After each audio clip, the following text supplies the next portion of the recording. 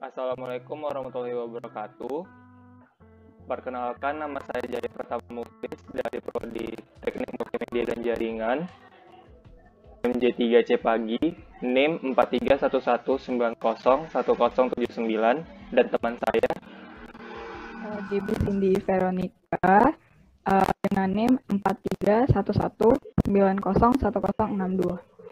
Kali ini kami akan mempresentasikan suatu materi matematika statistika, yaitu penyajian data, di mana penyajian data kategori dan penyajian data numerik. Penyajian data dibagi menjadi dua. Yang pertama ada penyajian data kategori atau disebut dengan kualitatif. Data kategori adalah data yang berbentuk kategori atau data yang diklasifikasikan berdasarkan kategori atau kelas tertentu. Dan yang kedua ada penyajian data numerik atau kuantitatif. Data numerik sendiri adalah data yang berbentuk bilangan. Selanjutnya, penyajian data numerik versus kategori. Untuk memilih penyajian datanya, tentukan apakah datanya numerik atau kategori. Jika kategori, apakah variabelnya 1 atau 2. Jika 1, gunakan summary table, bar chart, atau pie chart, atau Pareto chart. Sedangkan jika 2, gunakan two-way cross classification table. Dan untuk numerik sendiri, jika numerik, apakah variabelnya 1 atau 2. Jika 1, gunakan frekuensi dan percentage distribution atau histogram. Jika 2, tentukan apakah urutan datanya penting atau tidak. Jika penting, gunakan grafik time series, dan jika tidak penting, gunakan grafik scatter. Selanjutnya saya akan menjelaskan penyajian data kategori. Yang pertama ada summary table. Summary table sendiri merupakan visualisasi yang merangkum informasi statistik tentang data dalam bentuk tabel. Yang kedua ada bar chart atau grafik batang atau balok. Dibagi menjadi dua bagian, yaitu single bar chart dan multiple bar chart.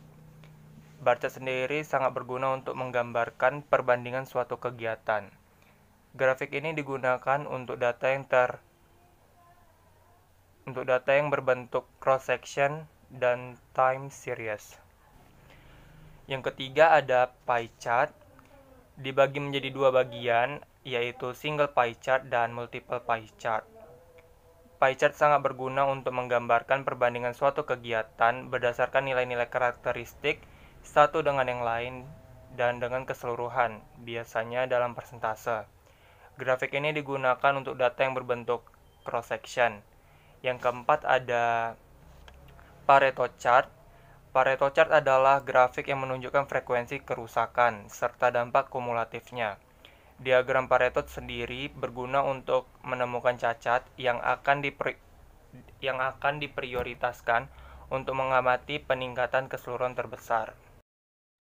Selanjutnya untuk dua variabel ada two-way cross classification table, di mana two-way ini merangkum frekuensi bersama dari observasi pada setiap kategori.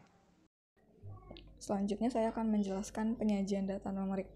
Di sini terbagi dua, yaitu untuk data dengan satu variabel dan data dengan dua variabel. Untuk yang satu variabel itu ada frekuensi and percentage distribution sama histogram.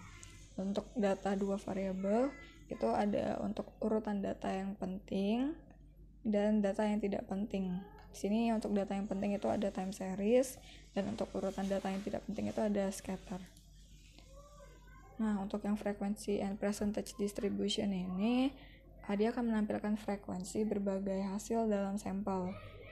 Jadi dengan ini memungkinkan kita untuk melihat perbedaan antar kelompok-kelompok data. Selanjutnya itu ada histogram yang akan memperlihatkan bentuk frekuensi dari kelompok-kelompok data. Dia tampilannya balok dan dia mempunyai lebar dan tinggi. Untuk yang lebarnya itu biasanya menjelaskan kelas interval, dan untuk yang tinggi itu menjelaskan frekuensi. Nah, makanya menggunakan histogram itu memudahkan kita untuk melihat frekuensi dalam data dalam bentuk frekuensi kelompok-kelompok data gitu. Selanjutnya ada penyajian data. Untuk urutan data yang penting itu ada time series. Dia akan memperlihatkan pola data menurut waktu ke waktu. Dan selanjutnya itu ada Untuk urutan data yang tidak penting itu ada Pareto chart, yang dia akan memperlihatkan pola hubungan dua variabel numerik. Nah, dia ini akan mengurutkan klasifikasi data dari kiri ke kanan. Menggunakan Pareto chart ini, dia akan membantu kita untuk menemukan permasalahan. Jadi kita bisa menemukan prioritas mana yang harus kita selesaikan terlebih dahulu. Gitu. Lalu selanjutnya ada penyajian data tunggal. Di sini ada tabel. Nah, tabel ini alat yang digunakan untuk menampilkan informasi dalam bentuk numerik. Nah, tabel ini biasanya dinamai dengan tabel distribusi frekuensi tunggal. Selanjutnya itu ada diagram batang atau bar chart. Penyajian data dengan menggunakan batang-batang berbentuk persegi, panjang, dan dilengkapi dengan skala tertentu. Ya sama kayak yang tadi, itu dia ada lebar dan tingginya. Biasanya untuk yang tingginya tadi, seperti tadi dia akan menunjukkan frekuensi. Untuk yang bawahnya akan menunjukkan kelas interval. Selanjutnya itu ada diagram batang daun atau stem and leaf plot. Metode penyajian data statistik dalam bentuk kelompok puluhan, yaitu adalah batang, dan kelompok satuan, yaitu daun, dari suatu data. Nah, biasanya data diurutkan dari data dengan ukuran terkecil hingga terbesar. Lalu ada diagram garis atau line chart, penyajian data pada bidang kartesius dengan menghubungkan titik-titik pada bidang kartesius itu sendiri. Sama seperti tadi sih, dia mempunyai lebar dan tinggi. Nah, biasanya ini digunakan untuk menggambarkan keadaan yang berkesinambungan. Selanjutnya itu ada diagram lingkaran atau pie chart. Penyajian berupa daerah lingkaran yang telah dibagi menjadi juring-juring sesuai dengan data yang bersangkutan. Jadi untuk bulatannya itu sendiri, untuk lingkarannya itu sendiri itu data keseluruhan yang nanti kemudian akan dibagi menjadi juring-juring yang juring-juring itu mempresentasikan data-data yang bersangkutan gitu.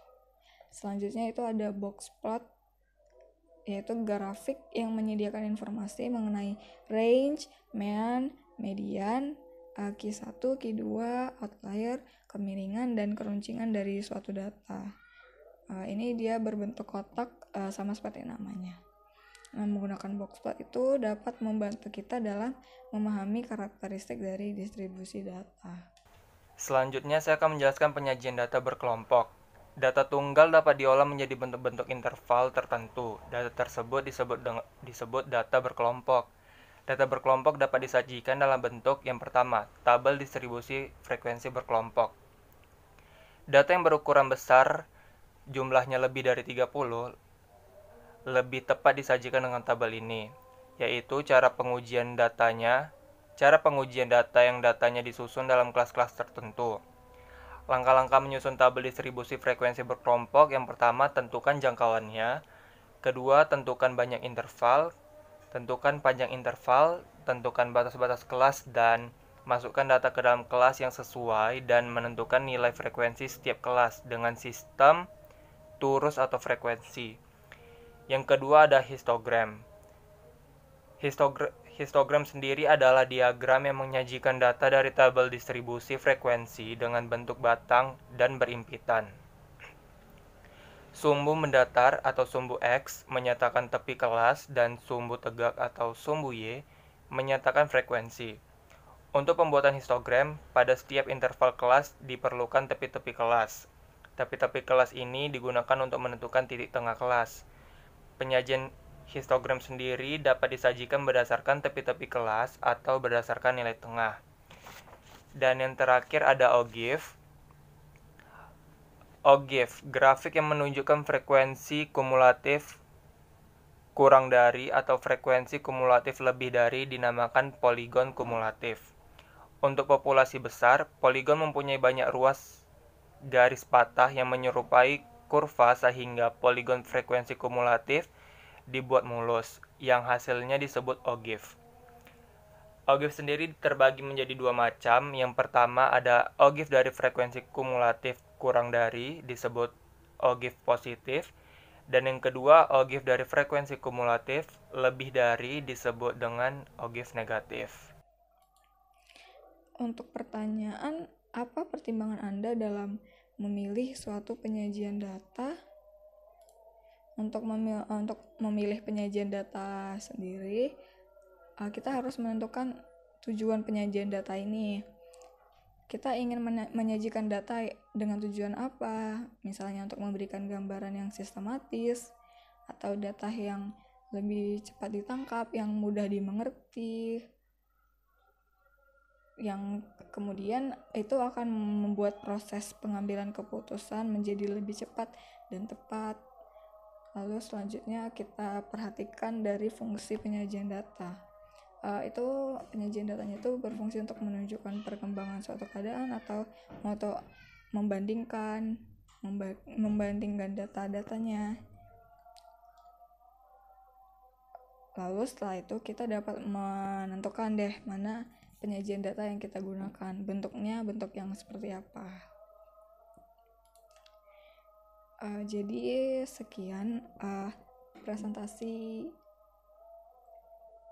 penyajian data dari saya dan Jaya.